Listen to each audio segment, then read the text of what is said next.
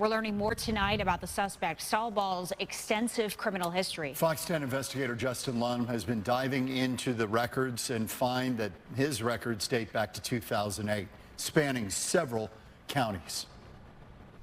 You're looking at 3 different mugshots for 41-year-old Saul Ball, the most recent from the arrest in the shooting of 2 Phoenix police officers. Here's one from Arizona's Department of Corrections, and here's another booking photo for an arrest before he was taken to New Mexico's Corrections Department, all related to various crimes. During his initial appearance, Saul Ball held his face in his hands. Now he's in Maricopa County Jail on a $2 million cash bond, facing 2 counts of second-degree attempted murder and 1 count of third-degree burglary. Your criminal history, which does indeed appear to be extensive and involve at least 2 prior allegations of violence against police officers.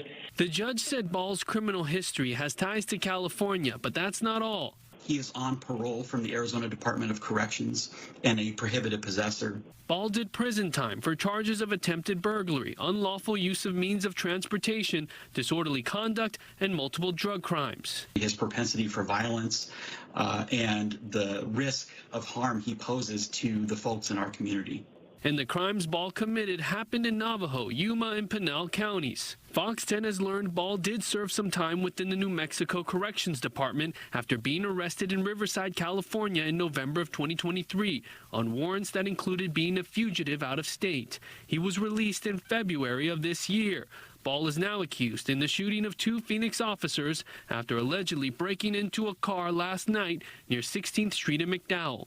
Important to note, the probable cause documents in this case have been sealed as the investigation is ongoing, and the body camera footage has a protective order on it, as prosecutors say the video is very graphic. Ball's next court date is on September 10th. I'm Fox 10 investigator Justin Lum.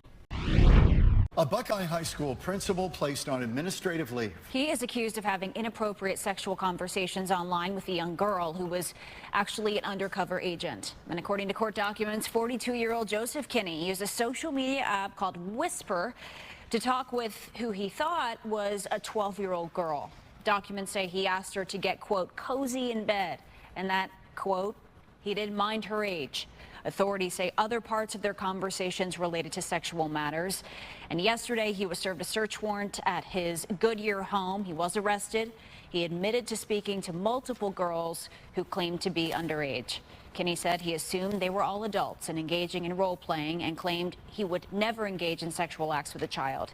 He's charged with 1 count of luring a minor for sexual exploitation. Well, we're getting to the tail end of summer, so we're told.